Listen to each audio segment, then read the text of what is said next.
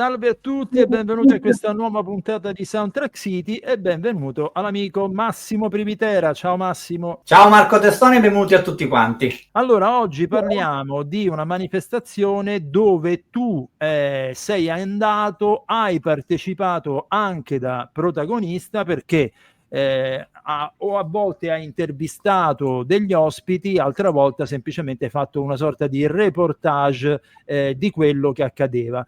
Oggi è molto interessante perché vai a presentare, diciamo così, l'incontro con il musicista Francesco Bianconi, che altro non è che il leader del gruppo dei Baustelle, che però in questo caso racconterà il suo particolare rapporto con la musica per il cinema. Dico bene, Massimo? Dici benissimo, infatti Cinemarcord, che è stato questo evento organizzato insieme agli amici di Blockbuster, il celebre storico negozio di Milano, con Daniele Magni e Manuel Cavenaghi, in una di queste giornate che è avvenuto il festival il sabato 13 e la domenica 14 settembre, è avvenuto questo incontro con Francesco Bianconi dei Baustelle e l'incontro si chiamava Disponibile per colonne sonore su commissione, perché Baustelle e soprattutto Francesco Bianconi, che ha rilasciato questa lunga chiacchierata, questo lungo incontro con Daniele Magni, che è da sempre un suo fan, ha proprio raccontato il fatto che all'inizio i Baustelle volevano proprio rendersi disponibili per creare nuove colonne sonore. In realtà una colonna sonora l'hanno scritta in carriera, non solo una, però speravamo di farne da tante altre. E devo dire che questa intervista che io ho registrato in video, proprio condotta da Daniele Magni, è stata foriera di diverse cose divertenti, una grandissima cultura da parte di Francesco Bianconi, un amore spassionato per le colonne sonore. Vi dico che ha citato Bernard Herrmann, che ha citato anche tanti altri compositori che hanno ispirato anche i Baustelle, andate ad ascoltare, ma c'è anche Sandokan e Guido Maurizio De Angelis di mezzo. Quindi comunque è un'intervista molto strana, molto particolare, affascinante a suo modo, e per scoprire anche un autore che ovviamente si occupa di musica cantautoriale, che ha avuto a che fare col suo gruppo poche volte per le colonne sonore, ma che ha questo grandissimo desiderio proprio di scriverne ancora oggi e di scrivere nel loro stile, uno stile molto molto peculiare. Quindi veramente un'intervista molto molto simpatica, ma anche intelligente, che non guasta mai. Bene, andiamo allora a sentirci questa intervista a Francesco Bianconi.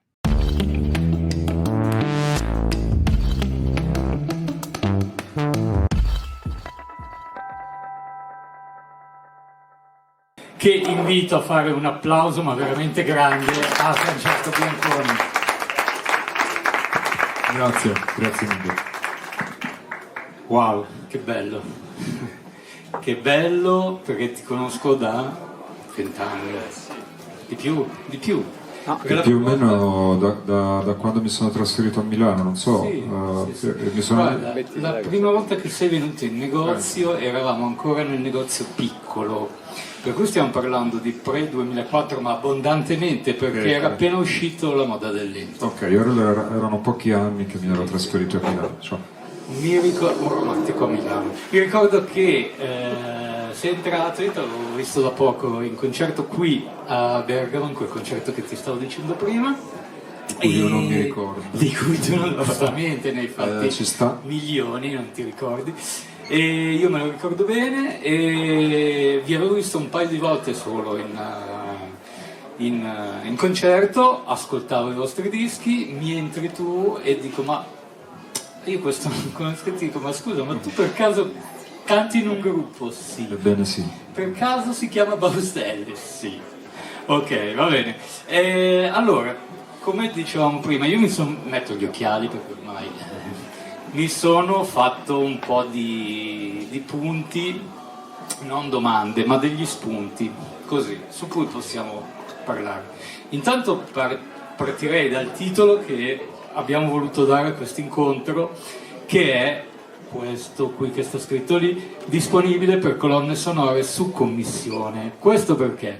Perché sui primi 2 dischi dei Baustelle stava scritta questa cosa qui, ed è una cosa che immediatamente mi ha fatto sì che voi mi restaste simpatici, non so come dire, nel senso che vi ascoltavo, poi leggendo quella cosa ho detto, ma ecco perché mi piacciono, perché c'è tanto cinema dentro la vostra musica, sia a livello di riferimenti di testi, che di atmosfere, che di musica.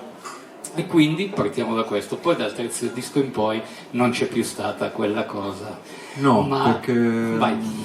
Allora, sì, allora, innanzitutto era una specie di...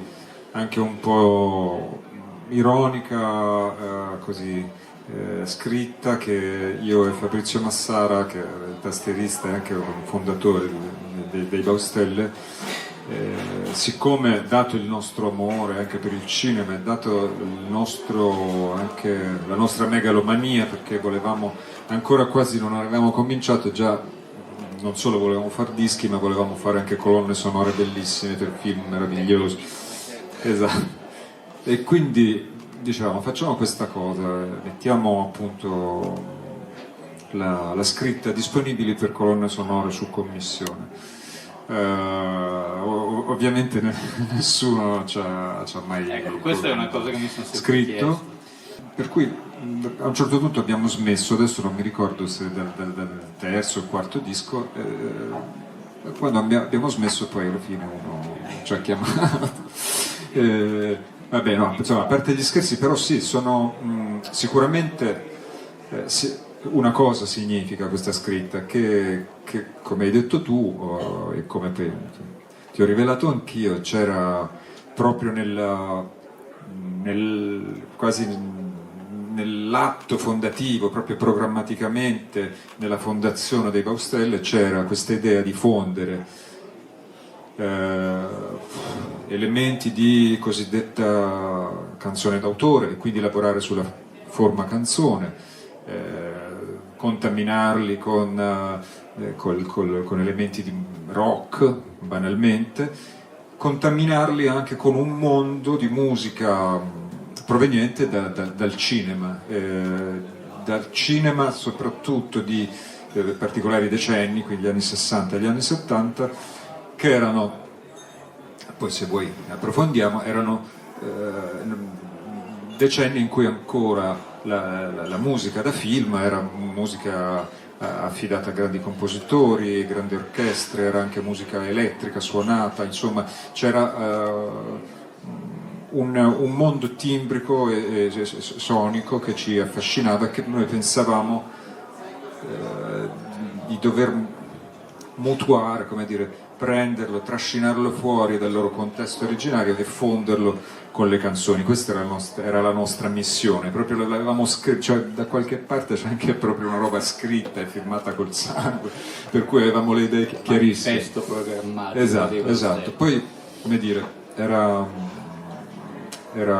un'impresa anche, come dire, ambiziosa, anche difficile, però così, cos'è? Più di 25 anni dopo, da qua posso dire che cavolo, ci siamo abbastanza riusciti, insomma, anche se colonne sonore su commissione poi magari ne abbiamo fatte meno di quante avremmo voluto, ma c'è sempre tempo, ma a portare un po' di cinema dentro la forma canzone ci siamo riusciti. Infatti io il punto 2 che mi sono segnato è poi una colonna sonora l'avete fatta a firma Baustelle, sì. Nel 2000 Giulia non esce la sera, sì. Con l'Agolino che cantava. Sì, abbiamo fatto questa colonna sonora perché Giuseppe Piccioni, il regista, che anche oltre ad essere un bravissimo regista, un bravissimo autore, è anche un appassionato di musica pop, rock, per cui evidentemente ci conosceva, insomma, era un po' fan, e mi ricordo che ci chiese se eravamo disposti a fare questa colonna sonora. Io avevo già una specie di motivetto che era poi quello che sarebbe poi diventata la canzone originale che abbiamo scritto per il film, e chiesi subito a Giuseppe ti va se poi facciamo oltre alla musica originale anche una canzone? Ah sì, sarebbe bellissima, e io vai, ce l'ho già quasi pronta, e poi non mi ricordo come nacque quella cosa, però io avevo una volta scritta, completata tutta la canzone, quindi testo e musica, la canzone si chiama Piangi Roma.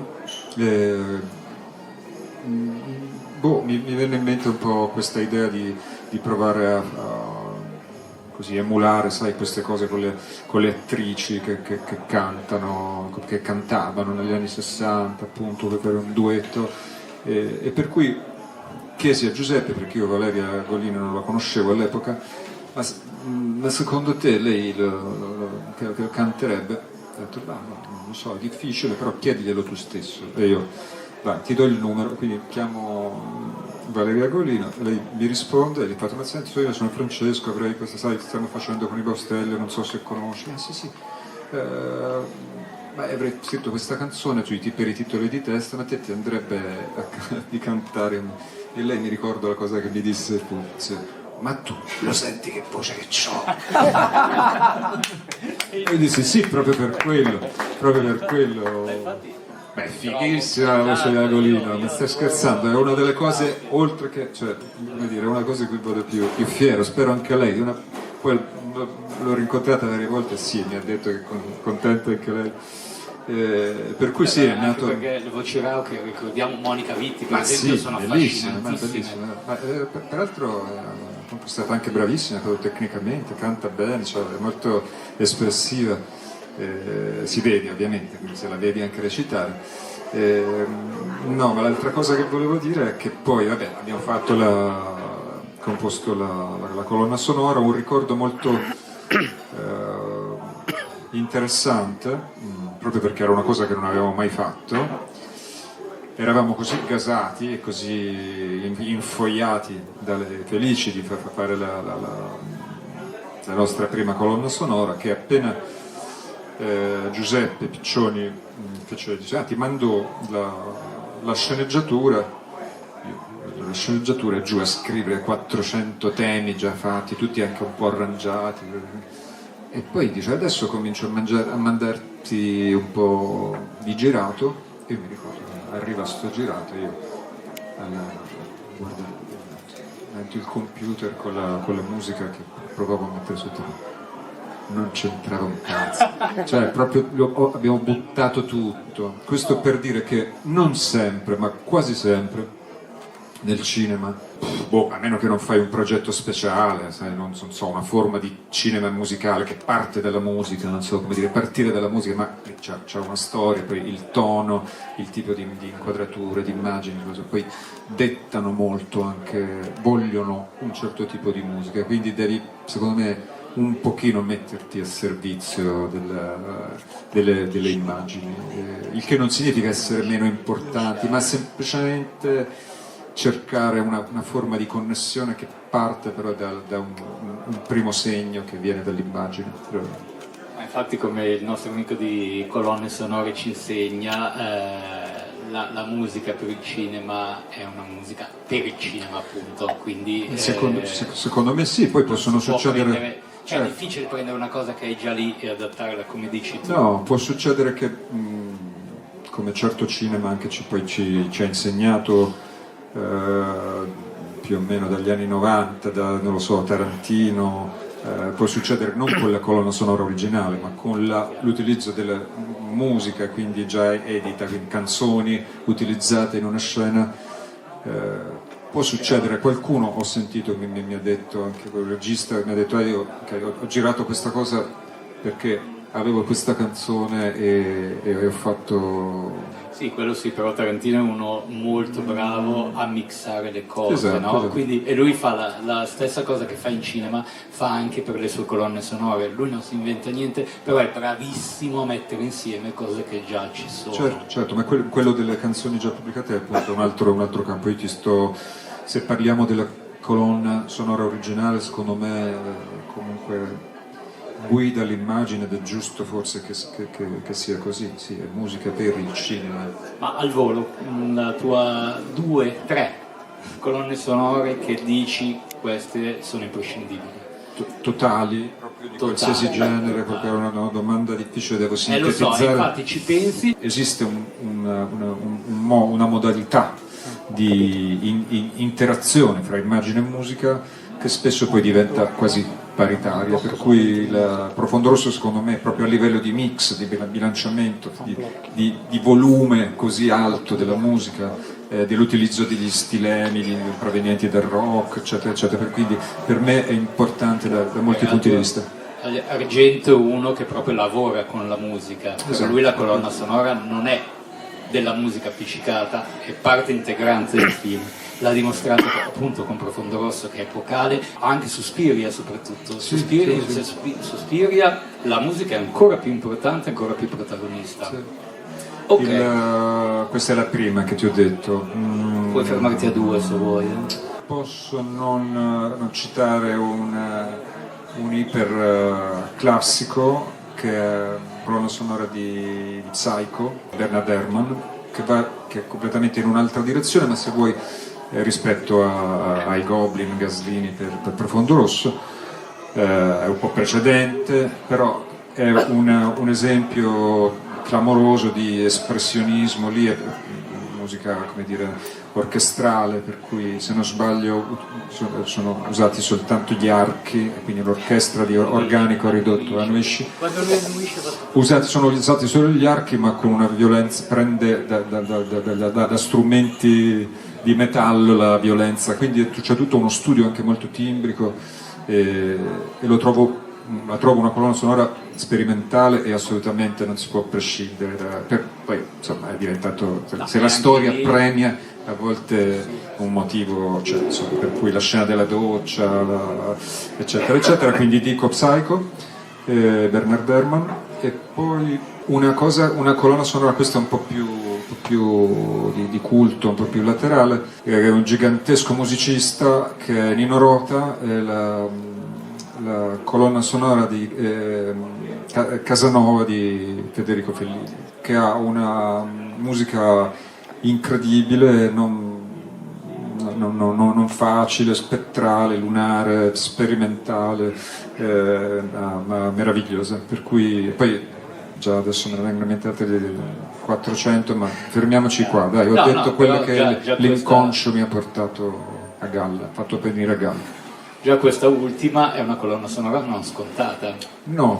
Perché, vabbè, Profondo Rosso, qui siamo tutti d'accordo, qui siamo questo l'ho nella fatto casa quasi apposta perché esatto. È un gol a porta vuota. E Psycho anche, questo è già più originale come risposta. Bravo, complimenti. Grande Francesco. Siamo a Bergamo, tu hai vinto un premio. Io sono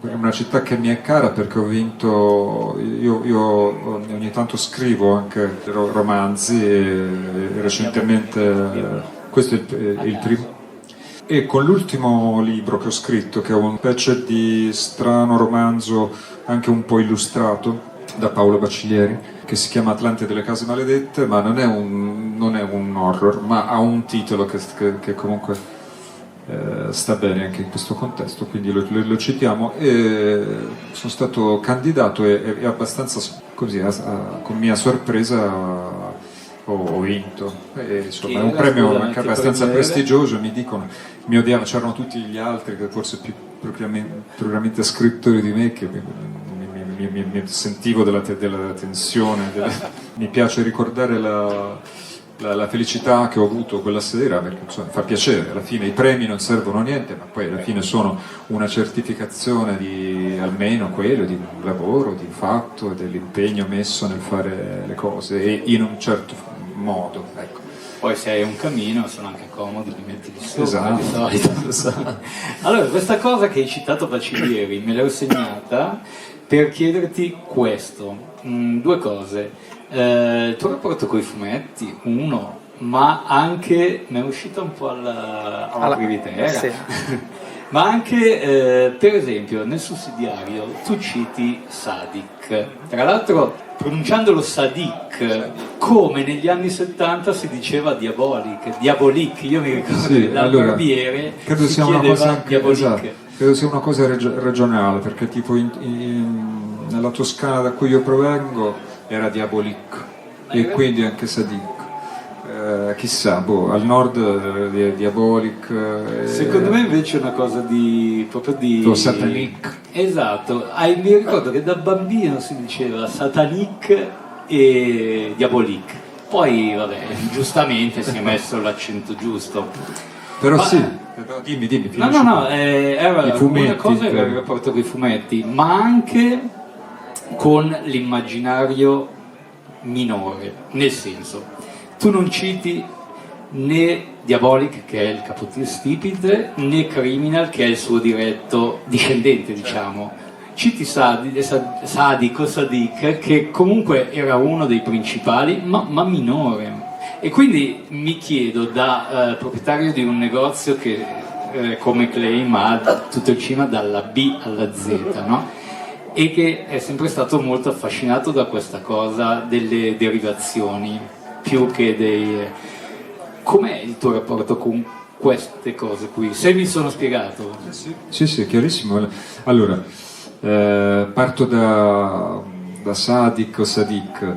Allora, nella canzone per me era importante che ci fosse un elemento simbolico di quel mondo dei fumetti lì e che fosse non la sorgente ma uno dei prodotti derivati, e quindi doveva essere un simbolo derivativo. Quindi Sadik non è il più importante, non è quello per antonomasia che è magari Diabolic. Quindi sì, mi piaceva questa cosa perché la canzone ruota attorno a questo sorta di volontà di mondo di ribellione giovanile. C'è un protagonista che è un ragazzino e scopre un'affinità col padre che probabilmente lui odia o vorrebbe uccidere, ma scopre i fumetti di suo padre, che i fumetti di suo padre sono simili ai suoi, in un certo senso, interessi, al suo dolore del momento, il suo voler spaccare tutto del momento, e scopre che anche il padre è stato un tempo come lui. Questo un po' è il senso della canzone Sadik e del perché c'è l'eroe, c'è Sadik come titolo piuttosto che Diabolic. Adesso con questi accenti mi incasinerò, la mia vita sarà complicata per sempre. Quindi questo nello specifico della canzone. Nel personale di Francesco, il mondo dei fumetti, io non sono un super nerd appassionato di fumetti, nel senso che ne ho letti parecchi. Vi descrivo rapidamente la mia situazione di ragazzino. Io abitavo in un paese, in una frazione di Montepulciano, che è un paese che conoscerete, provincia di Siena. Fine degli anni 70, all'inizio degli anni 80 ho comprato parecchi fumetti, li compravo nell'edicola di questo paesino. C'era un'edicola sola, anzi come dicevano loro, il giornalaio. Perché i fumetti erano i giornalini all'epoca. I fumetti erano i giornalini. E io andavo a comprare i giornalini, ne ero appassionato, ma da questo giornalaio non è che ci fosse tutta questa grande varietà di giornalini. Arrivavano le seguenti cose: Sergio Bonelli, Tex Willer, Zagor, Mr. No, diciamo, c'erano la Marvel, Uomo Ragno, Fantastici 4. Arrivavano ogni tanto delle monoraccolte che io ancora a casa dei miei ho. Erano dei numeri grossi, mono supereroe, e una volta arrivò per dire, e questa cosa è uno dei fumetti più belli che io abbia mai, e ce l'ho nascosto da qualche parte, devo ritrovarlo, Conan il Barbaro, una specie di mono raccolta di, non so, 10 storie di Conan il Barbaro, bellissime. Io non sapevo chi fosse, proprio perché c'era un po' penuria per cui questi leggevo. C'era il Grande Black. Chi era che disegnava il Grande Black? La S-Jess, che erano una cooperativa di autori poi, e lo pubblicava la Dardo. Ok. Lancio Story, e poi sì, questo, fammi pensare. Quindi sono stato un lettore di fumetti la parte più popolare, mainstream per l'epoca. Ma c'erano le buste della tua fumetteria, a me dava particolarmente gusto, beccare queste buste con i resi, no? Quindi c'erano dentro 4-5 fumetti di diverso tipo a un prezzo irrisorio. Ridotto. No, l'ho visto poi dopo, ma non dal giornalaio di Abbadia, non c'era questa cosa. E ti sei perso una cosa.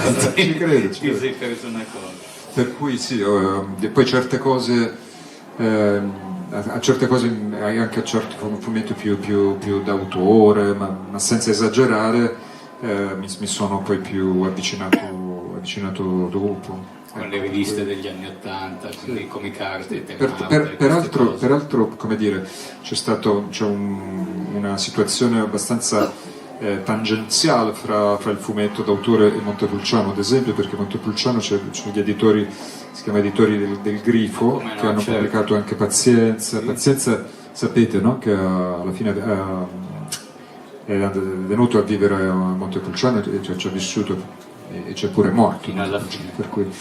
Per cui, però non so, è sempre stato un mondo a me. Poi uno comincia a suonare, hai altre cose. Sono avuto un ragazzino lettore di fumetti, ma poi ho abbandonato. Allora, ti volevo chiedere una roba inutilmente arzigogolata, se ti piace la cosa. Tra i Manzoni preferisco quello vero, Piero. Ok. Piero Manzoni frequentava Cocchi e Renato e l'ambiente delle osterie di quegli anni lì. Quanto ti sarebbe piaciuto frequentare quell'ambiente lì, con quei personaggi lì, con l'intelligenza che serpeggiava nel basso delle osterie?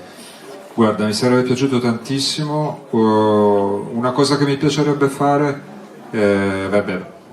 parlare con Renato Pozzetto forse no, mi piace anche lasciarlo nel mondo del mito che guarda, non sia così affetto che non voglio. Però ad esempio mi piacerebbe parlare con Cocchi Ponzoni, che ho sentito in alcune interviste parlare, mi sembrano, non lo so, trasuda informazioni.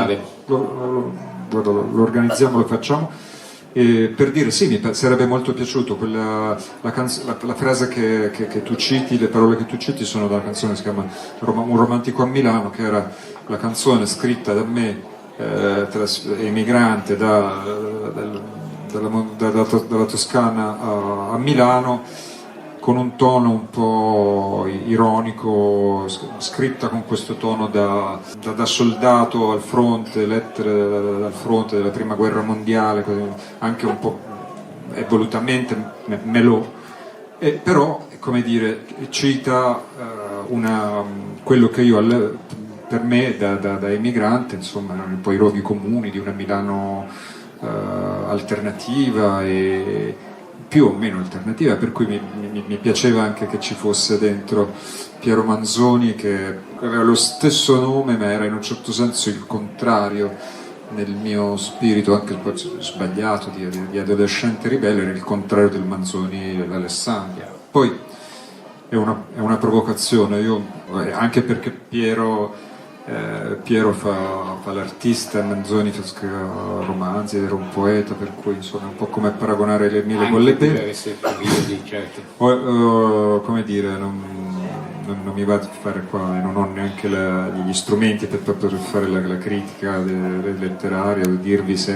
Manzoni, vi posso dire i miei gusti, insomma, ecco, più che non mettiamo Piero contro Alessandro, ma posso dirvi che insomma, fra Alessandro e Victor Hugo io preferisco Victor Hugo. No, ma infatti non era il riferimento cioè Manzoni, quell'altro non lo consideravo, era proprio quest'humus di cantine, sì. Questa dove cosa però c'era una cultura che, non lo so, tu vivi a Milano ancora, tu vedi ancora questa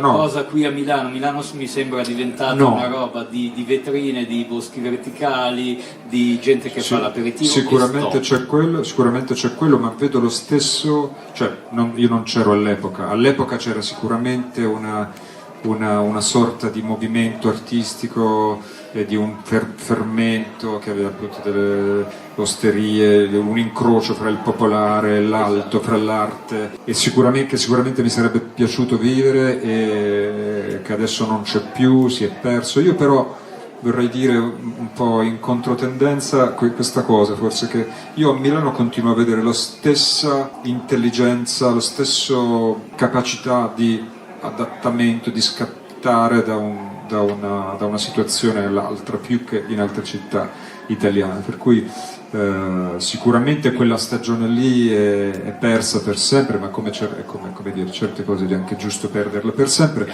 Aspettiamo che nasca. Ecco, ti dico una cosa in più: se deve rinascere quella cosa lì, è più probabile che rinasca a Milano di nuovo piuttosto che in un'altra città. Parliamo di Fisico che se ne va allora. e di Nuovo Mondo. Allora, il Fisico purtroppo se ne va, dal mio punto di vista se ne va e se ne continua ad andare, anche se è ovvio che io ed altri come me, come voi, immagino, ci sforziamo di comprare dei bellissimi vinili, però mi sembra, e c'è, mi dicono, proprio leggo, mi fanno vedere i dati e c'è una rinascita del mercato anche il vinile, però è innegabile che comunque rimane una cosa quasi come comprare un bell'oggetto e te lo metti lì a guardare senza usarlo, no? E per cui un po' questa cosa mi dispiace. Che dire, bisognerebbe continuare a portare conoscenza, innanzitutto anche in in luoghi come questo, devo dire che cos'è il vinile, qual è la musica, la differenza fra la musica registrata su un vinile, proprio il limite fisico che aveva registrare in un vinile, le qualità rispetto a registrare su digitale, il fatto che sul digitale, ad esempio, l'era del CD portava i cosiddetti artisti a spesso esagerare nella lunghezza delle loro opere, perché un CD contiene, mi sembra, fisicamente 74 minuti. Sì, infatti c'è stato un periodo negli anni per 90 che gli album erano molto lunghi. Un album lunghissimo non andava. Esatto, e poi ci si inventavano appunto cose che adesso magari sono nella fine del supporto non puoi fare più. C'erano questi giochini tipo la Ghost Track che dovevi mandare indietro, oppure la Ghost Track che arrivava dopo 14 minuti, insomma bisognerebbe spiegare, bisognerebbe che i ragazzi, le nuove generazioni capissero anche proprio le caratteristiche e non si limitassero soltanto a considerare ad esempio il vinile come un oggetto. Magari succede, perché così come la musica dal vivo, secondo me sono periodi, attraversiamo periodi, ci sono periodi in cui ci siamo abituati a una musica che è solo streamata, che è non performata dal vivo, per cui però tornerà, secondo me c'è voglia di andare a vedere concerti dal vivo. Una volta un tassista, sono entrato dentro un taxi, mi fa ma lei che lavoro fa? Io suono, faccio è sembrato di vederla, anch'io, sono un bluesman, ma io mica come lei, ogni tanto vado a suonare il sabato. Sa che sono andato a un concertino a Novara, un gruppo sconosciuto ma bravissimi, adesso non mi ricordo, e c'era il chitarrista che faceva un assolo e volevo quasi toccarlo, perché era vero, lo faceva veramente, per dire, no? E mi ha molto questo poco tempo fa, questa cosa, toccare l'assolo, toccare la mano di un musicista che suona, è bellissimo. Toccare l'assolo è bella. È significativa del fatto che ormai non è più data la musica, cioè culturalmente l'idea, soprattutto nelle giovani generazioni, che la musica debba essere suonata, performata da esseri umani, da una coalizione di esseri umani su un palco. Ormai c'è musica streamata, oppure si va dentro, non lo so, quelle che una volta erano delle discoteche, a sentire soltanto un genere di musica, magari arriva il trapper. Non è un discorso contro la musica trap, sto dicendo che c'è solo ormai quella modalità. Fare volendo. No. C'è solo quello, invece mi piacerebbe che cominciasse a tornare una varietà di offerta anche da quel punto di vista lì. A me sembra un po' anche che cioè in qualche modo il Fisico ti faceva affezionare di più, sì. No? Sì. Nel senso, quando ero giovane mettevo via i soldini per comprare, allora non era come oggi che c'erano più soldi che giravano, non lo so, io mettevo via i soldini, mi compravo il disco, no? E quel disco lì me lo ascoltavo x volte e diventava mio, diventava la mia colonna sonora di quel periodo, e ancora oggi se lo riascolto mi ricordo quella roba lì.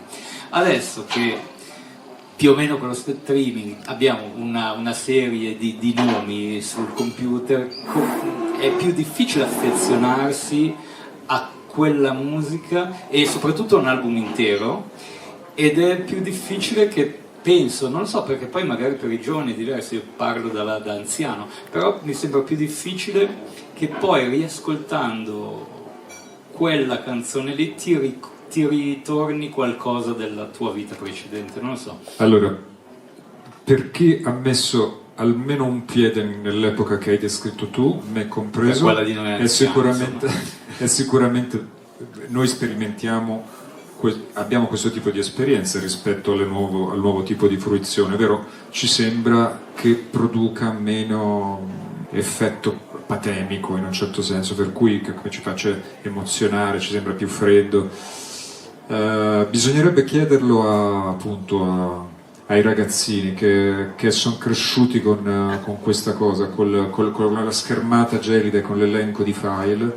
Molto probabilmente parlavo l'altro ieri, ero a Piacenza, mi hanno chiamato a suonare e a parlare in questo festival molto bello che si chiama Festival del Pensare Contemporaneo. È uscito fuori un discorso sulla materia e sullo spirito, il vecchio dualismo. Secondo me il dualismo platonico forse ci ha fottuto da sempre, ci fotte da sempre, ovvero tutto è materia. Vado a pensare che lo spirito fosse detenuto soltanto nel nostro modo di ascoltare, che quei vinili che girano emanassero spirito buono, forse magari un'idea che appunto un ragazzino vorrei che magari ce lo disconfermasse, perché è tutta materia, semplicemente che la materia che arriva, che viene trasmessa da quella schermata che sta dentro quell'elenco di file, è semplicemente di materia diversa dalla materia a cui siamo abituati noi, e quindi magari noi non riusciamo a decifrarla e ad emozionarci, sì, no? Infatti... a codificarla.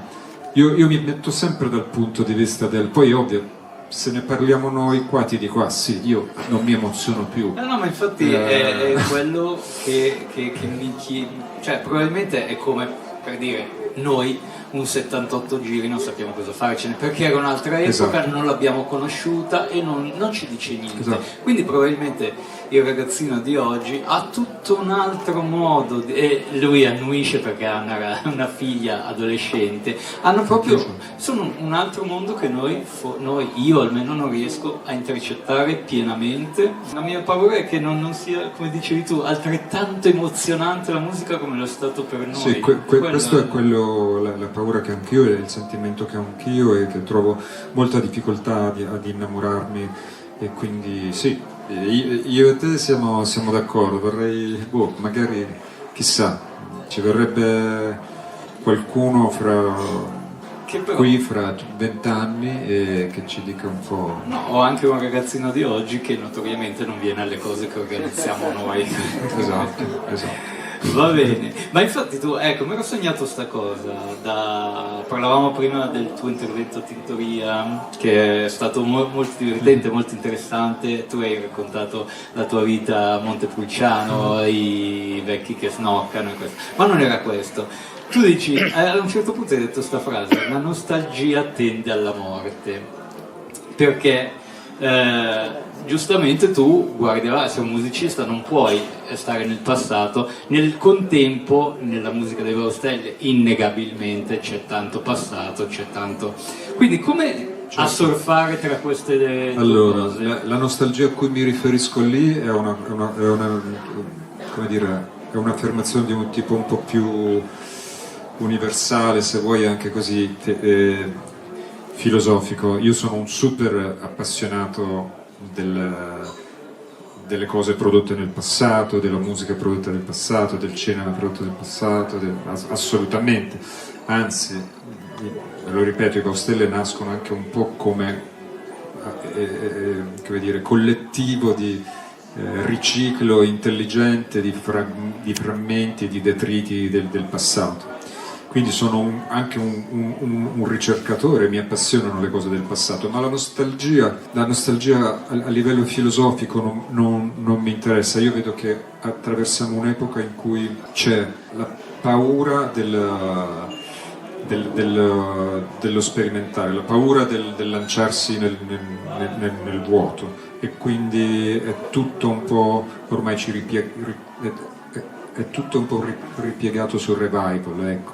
Per cui a me non piace. Nostalgia etimologicamente, per tornare a casa, non voglio tornare a casa, non so neanche quale sia casa mia, per cui cioè lo so, ma è cambiata rispetto a... non è il posto magari in cui sono nato, per cui non mi sento molto legato alle radici, per cui già, come dire, il sentimento che indica l'amore verso il desiderio del ritorno a casa all'origine non è fra i miei sentimenti preferiti. In più non mi piace, questo proprio applicato anche al presente, lo vedo anche nel mondo della mia professione principale, quella, ma anche nella letteratura, c'è un po' questa tendenza che non mi piace sia al revival, per cui, come dire, se gli Oasis fanno la reunion senza album nuovo non me ne frega niente, cioè sono uno di quelli che non ha comprato il biglietto, e come dire, il primo disco degli Oasis e il secondo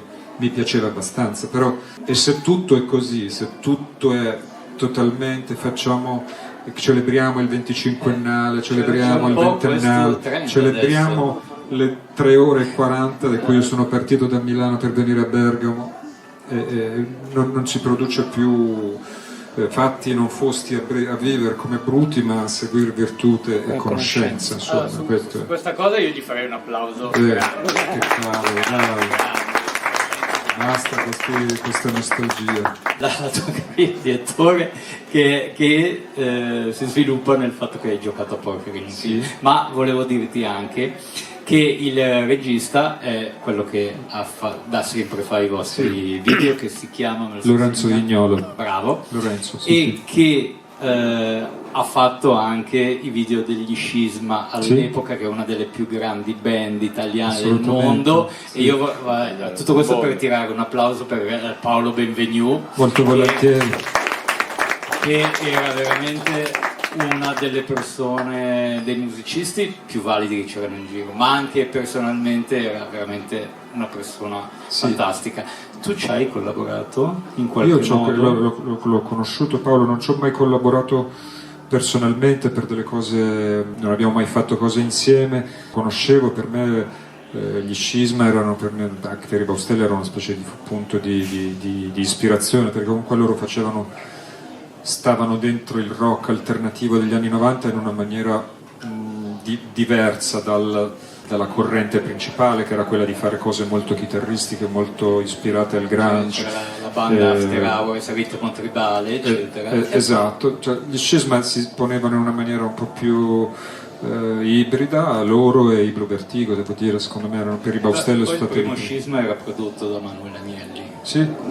Non mi ricordo se il primo o il secondo, adesso non mi ricordo, però sì. Beh, mi dispiace tanto della morte di Paolo.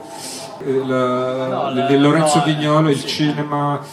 Lorenzo Vignolo è un regista che all'epoca è un eroe. Lorenzo tuttora è un regista bravissimo, è una persona meravigliosa. Lui girava in pellicola i video, perché lo standard per passare su MTV all'epoca era che dovevi girare il video in pellicola, e girare in pellicola costava, e lui riusciva a fare un prezzo agli artisti alternativi, un prezzo buono, per cui era l'unico con cui faceva il video in pellicola, con, adesso non vorrei dire, ma che ne so, 5 milioni, per cui anche gli indipendenti più indipendenti, perché allora era determinante avere un video in rotazione su anche il programma, quello alternativo di MTV, adesso non mi ricordo come si chiama, e quindi così andò con noi all'epoca del nostro secondo disco, La Moda del Lento,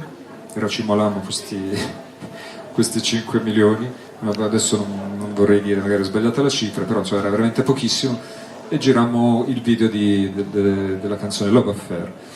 E quindi, come per noi, Lorenzo faceva con tutti, è un appassionato di musica alternativa, è proprio una persona che mette il cuore, e lui diceva: guarda, quando diventerai poi famoso e farai un tuo film, questo da sempre, con le palle dal 2000, chiamami perché mi piace proprio, mi piace stare sul set, vorrei farmi fare delle cose, anche la comparsa, e lui come dire, si è ricordato e me l'ha fatto fare. Io in realtà, allora lì faccio Hai questo delle film. battute? No, dico, gioco una partita, sono al tavolo da poker, sono un giocatore che non parla e a un certo punto mi alzo disgustato perché c'è l'attore Pannofino che fa una specie di paraplegico molto fortunato al gioco, una persona orribile che tratta male proprio il ragazzo che lo cura, ha questa fortuna, vince sempre lui, per cui a un certo punto di questo giro in cui vince lui mi alzo, butto le carte sul tavolo e dico vabbè, sempre il solito culo, adesso non mi ricordo qual è la mia battuta, però ho fatto la mia breve carriera cinematografica, ho fatto una scena, avevo chiesto anche a Giuseppe Ticcioni del film di prima, fammi fare la comparsa in una scena, e lui ha detto sì, ti metto in prima fila, cioè, come lo scritto, fai lo scrittore, doveva esserci un momento in cui nella storia del film viene dato un premio letterario e quindi girato in questa libreria di Roma d'estate, ma simulando l'inverno, adesso non mi ricordo che avevo questo cappotto pesantissimo, una sudata di un pomeriggio, e poi come poi succede, quella scena è stata tagliata, per cui non ci sono nel film, ma sono nel film lo nomino perché comunque è una regista super giovane, bravissima, si chiama Carolina Pavone, che ha fatto questo film che si chiama Quasi a casa, in cui faccio il produttore cinematografico. Io ho anche delle battute interessanti, insomma, questo è il mio ruolo più importante. Quindi è un'altra carriera che si può aprire. Quello, c'è sempre tempo per un sacco di cose nella vita. Che, come disse Citti al Festival di Venezia quando lo intervistarono con Pasolini accanto, diceva allora com'è questa cosa? E lui disse finché dura fa verdura. E allora un grande applauso per Grazie. Francesco Bianconi. Grazie a Dio. Grazie a te.